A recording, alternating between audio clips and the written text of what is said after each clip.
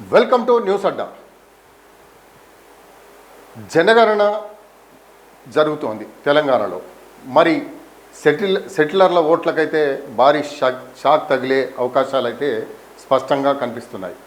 విద్యా ఉపాధి వ్యాపారం కోసం చాలామంది సెటిలర్స్ హైదరాబాద్లో ఉంటున్నారు. అలా సెటిలర్స్తో కూడిన జనాభాదే హైదరాబాద్లో ఆధిక్యం. ప్రస్తుతం చూస్తే హైదరాబాద్ జనాభా 1 కోటికి పైనే దాటింది. అంటే అందులో అత్యధిక శాతం సెటిలర్స్దేనని అంటారు. ఇక హైదరాబాద్ నిండా ఉన్న అసెంబ్లీ నియోజకవర్గాలలో చాలా వాటి మీద సెటిలర్ల ప్రభావం అధికంగా ఉంది. వారు గెలుపు ఓటములను నిర్ణయిస్తున్నారు. ఆ విధంగా సెటిలర్లు తెలంగాణ ఎన్నికల్లో ముఖ్య పాత్రని పోషిస్తున్నారు. అయితే తెలంగాణలో త్వరలో జరగబోయే ఓటర్ల జాబితా సమగ్ర సవరణ షార్ట్కట్లో సర్ ప్రక్రియ సెటిలర్ల ఓట్ల మీద దెబ్బ కొట్టబోతుందని అంటున్నారు. తెలంగాణలోని ప్రత్యేకించి హైదరాబాద్లో ఉన్న సెటిలర్స్లలో ఎక్కువ శాతం ఆంధ్ర నుంచి ఉన్నవారే కనిపిస్తారు. దీనికి కారణం 6 దశాబ్దాల పాటు ఉమ్మడి రాష్ట్రంగా ఉండటం. హైదరాబాద్ అందరికీ రాజధాని కావడం వల్లనే ఇది జరగబోతుంది అని అంటున్నారు. ఆ విధంగా చూస్తే కనుక లక్షలలో సెటిలర్ల ఓట్లు అనేక నియోజకవర్గాలలో ఉన్నాయి. ఇక సర్ ప్రక్రియలో ముఖ్యమైన విధానం ఏంటి అంటే ఒకరికి ఒకే ఓటు ఉండాలి. 2 ఓట్లు 2 చోట్ల ఉండరాదు. అలా కనుక ఉంటే వాటిని ఖచ్చితంగా తొలగిస్తామని చెబుతున్నారు. ఇలా ఇప్పటికే దేశంలో అనేక రాష్ట్రాలలో చేసి చూపించారు కూడా. ఇక తెలంగాణలో ఉన్న సెటిలర్లకు తమ సొంత ఊరిలో 1 ఓటు ఉంటుంది. అలాగే తాము ఉన్న ప్రాంతంలో 1 ఓటు ఉంటుంది. అలా 2 చోట్ల ఓట్లు వేయడం అన్నది చాలా ఎన్నికల నుంచి జరుగుతోంది. అసెంబ్లీ ఎన్నికలు తెలంగాణలో ముందు జరుగుతాయి, ఏపీలో తర్వాత జరుగుతాయి. ఇది సెటిలర్లకు అడ్వాంటేజ్గా మారింది. దాంతో వారంతా 2 చోట్ల ఓటు వేయడానికి వెసులుబాటు కలుగుతుంది.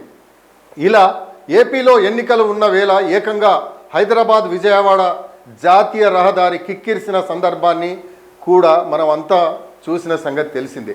అంతేకాదు బస్సులు ఎక్కి రైళ్లు పట్టుకొని ఇతర రవాణా సాధనాలు కూడా వాడేసుకొని ఏపీకి వచ్చి పట్టుదలగా ఓట్లేసే సెటిలర్లు ఇప్పుడు సర్ ప్రక్రియ మొదలైతే తమ ఓటు హక్కుని ఎక్కడ ఉంచుకుంటారు అన్నది పెద్ద ప్రశ్నగా మారింది.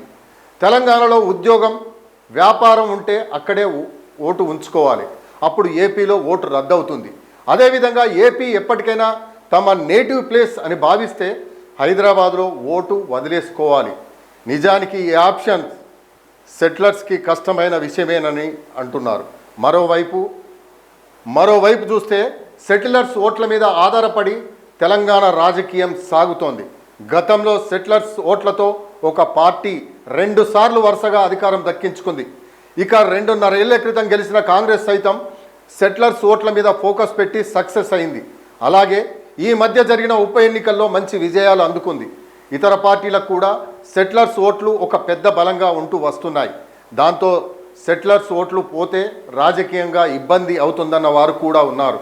అలాగే వారు అక్కడ ఓటు హక్కు ఉంచుకుంటే ఏపీలో కూడా ప్రధాన పార్టీల రాజకీయం మారుతుందని సమీకరణంలో మార్పులు వస్తాయని అంటున్నారు.